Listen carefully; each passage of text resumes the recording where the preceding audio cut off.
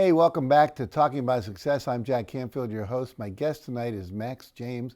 Max has led a remarkable life as a combat pilot, successful businessman, and philanthropist.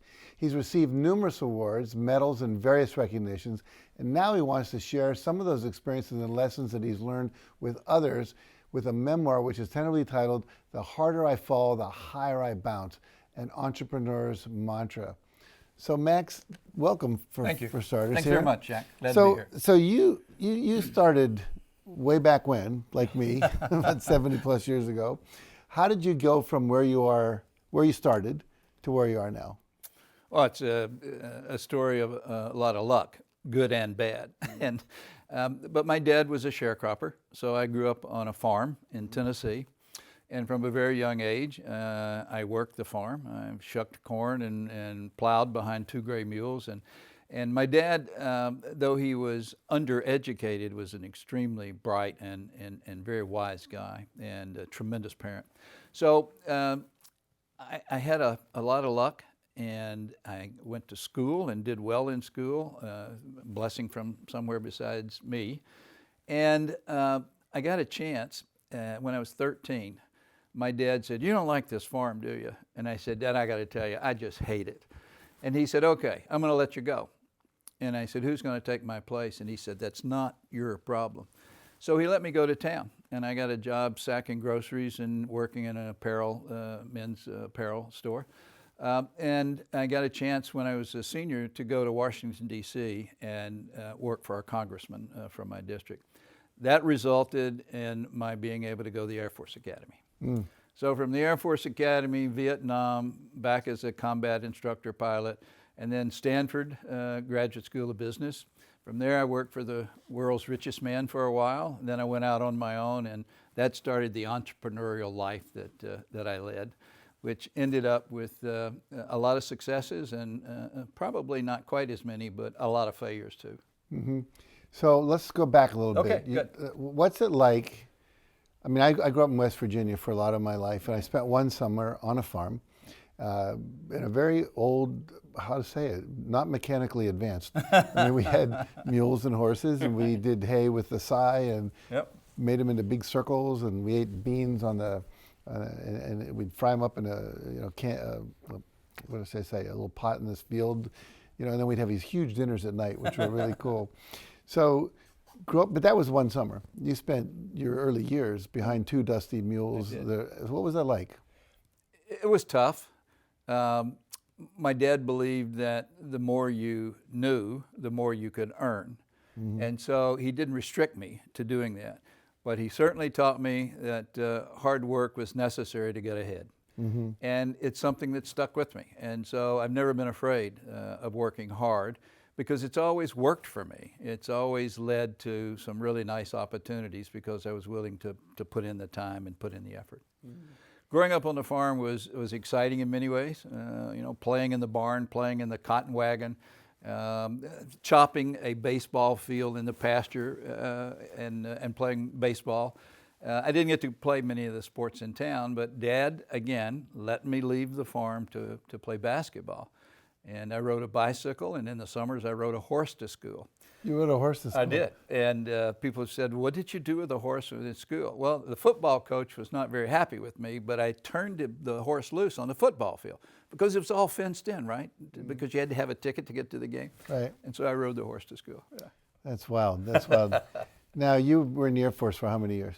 Probably 11 years, something like that. 11 years? Yeah. And you were shot down twice in Vietnam? Yeah, I was. What lessons do you take away from that chapter of your life? One of the things that occurs to you as you look back is, what did it take to make those runs into enemy fire, to pick up downed fighter pilots after they'd been shot down? Number one is you're trained to do it. And so when duty calls, a mission, you just do it. Are you afraid? You bet.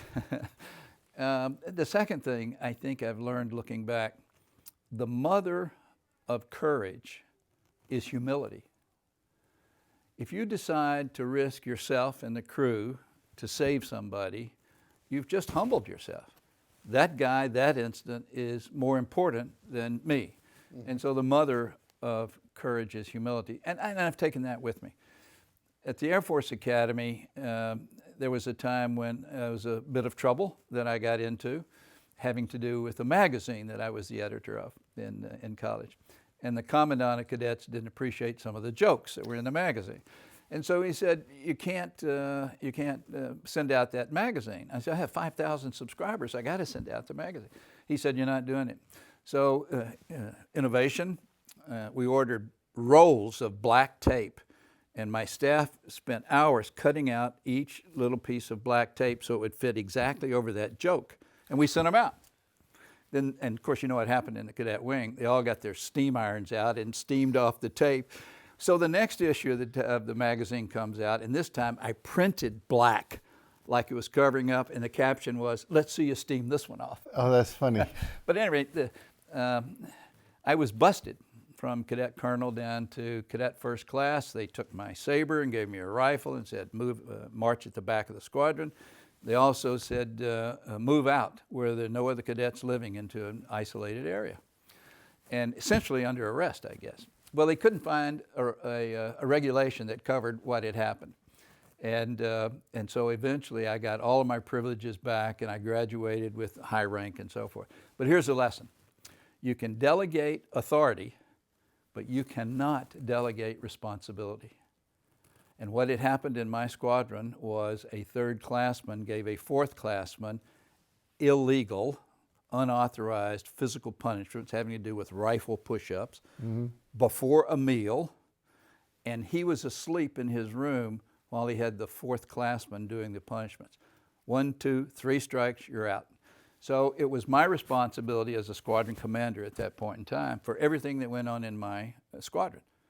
I was in my room shaving when this happened, and there was an officer that discovered it and said with a big grin, I think we'll be talking later today, won't we? So that was probably the most important lesson I learned, was you can delegate authority, but the responsibility is all yours. You can't delegate it. So every company that I've built, my family, everybody understands that if you're in charge of anything, it's your responsibility. So let's go then Okay. to the chapters about, because you've had a number of companies. I have. And, you know, how does it go? The harder I fall, the higher I bounce. Exactly. And you've talk about why that metaphor and a couple stories that explains it. Because I think your story is a fascinating one. And I think it has many lessons for would-be entrepreneurs and anyone else in life. Most entrepreneurial ventures end in failure. Restaurants being a great example.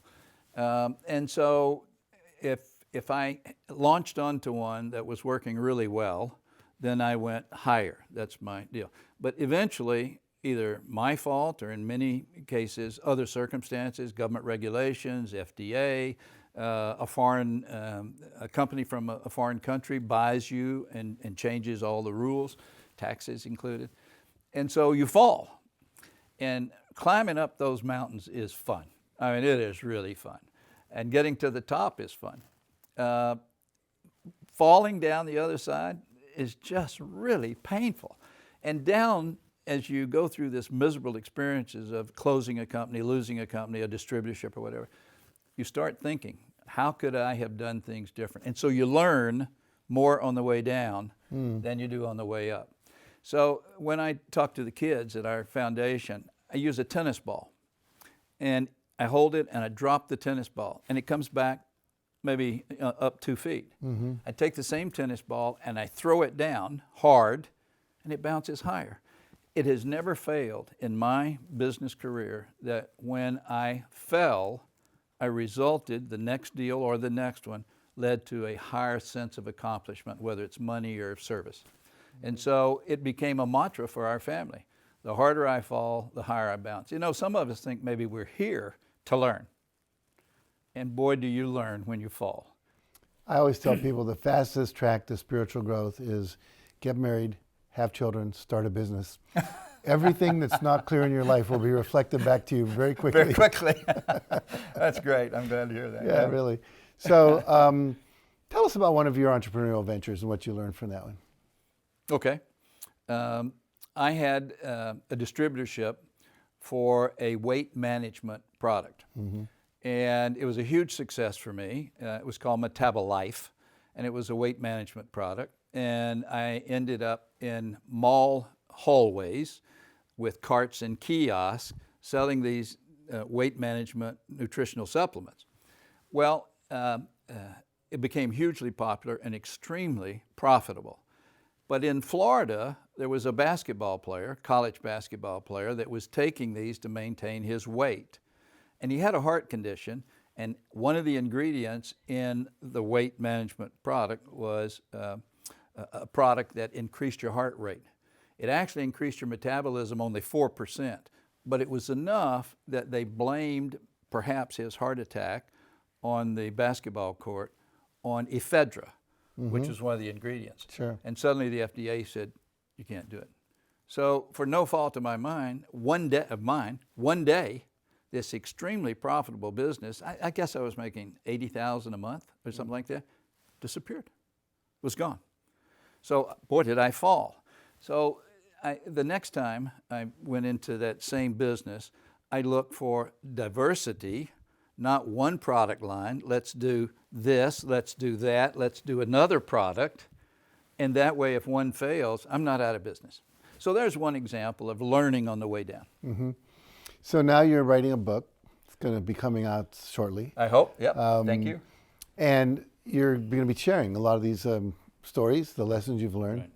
What motivates you to take the time to do that? I'm 74, be 75 in a week or two. And I'm kind of tired of the real hassle of building an entrepreneurial company. Secondly, these things don't happen overnight. And so I have a heart condition, and one doesn't know how much. Don't take ephedra. Right, good. And one doesn't know how much time God's going to give you. And so I thought if I'm ever going to share what I've learned over the last 47 years of business, now it's probably a good time to do it. My wife doesn't want to quit. She runs our businesses now. And so I suddenly have some free time. And I want to write the book for two reasons. One, the reason I just gave. I think I have principles that I've learned, good and bad, that will maybe help other entrepreneurs. And thank goodness we have a lot of entrepreneurs in this country, in the world really, that believe in innovation and improvement, and I can do it better than the big boys, and so I'm going to start my own. The second reason is I've told these stories all of my career, and people have said, oh my goodness, you ought to write a book. And okay, fine. Maybe it's time. I'd like to entertain people with my stories. One of my favorite authors is Mark Twain, one of the greatest storytellers ever. Mine too. Yeah, and so if I can add a little humor interspersed with principles that have either been good ones for me or not so good, and share that learning, maybe somebody will benefit from it and enjoy it. So before we leave, Sure. Time's running out. Someone's sitting out there watching this. They're thinking about becoming an entrepreneur. What would you tell them? Do it. Go to it. Go for it. There's a freedom about being your own boss, and there's a great joy in creating something. And there's a good measuring stick.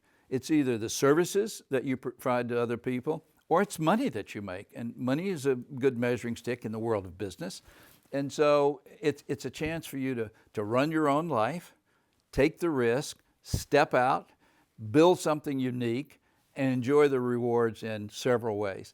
And if you do it really well, you'll be able to give and become a great philanthropist to do the individual personal things that you would like to do.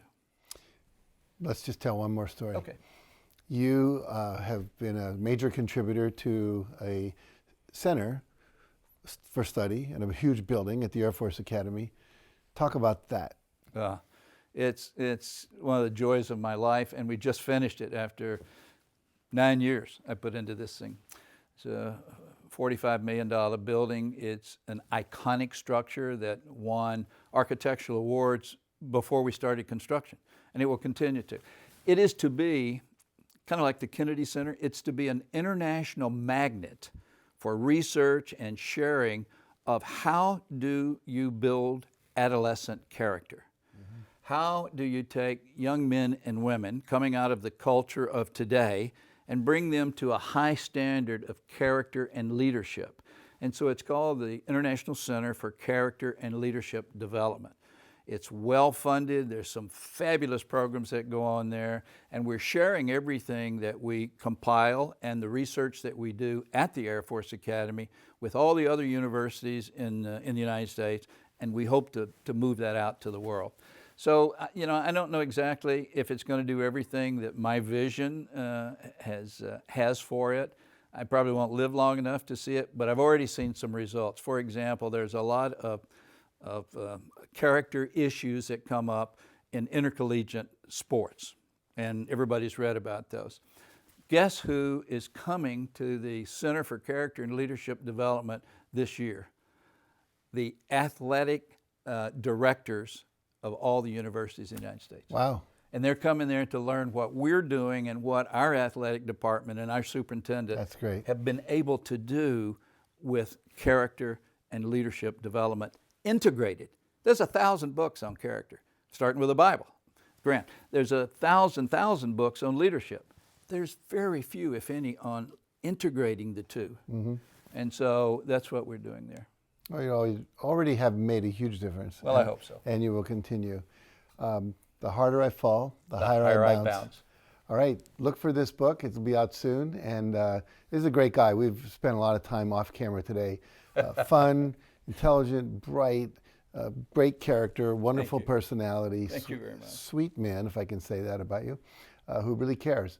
And so this book will help you take your life and your companies and your entrepreneurial ventures and save some time. One of my great mentors, W. Clement Stone, taught me 2 ways to build your life, OPM and OPE, other people's money and other people's experience. You don't have to learn all the lessons yourself. We can stand on the shoulders of those who've come before us. So check that out. The harder I fall, the higher I bounce. Thank you so much. Thank you, Jack. Thanks very, very much. Thank you, It's a pleasure. Max. All right, you stay tuned. We'll be right back after this message.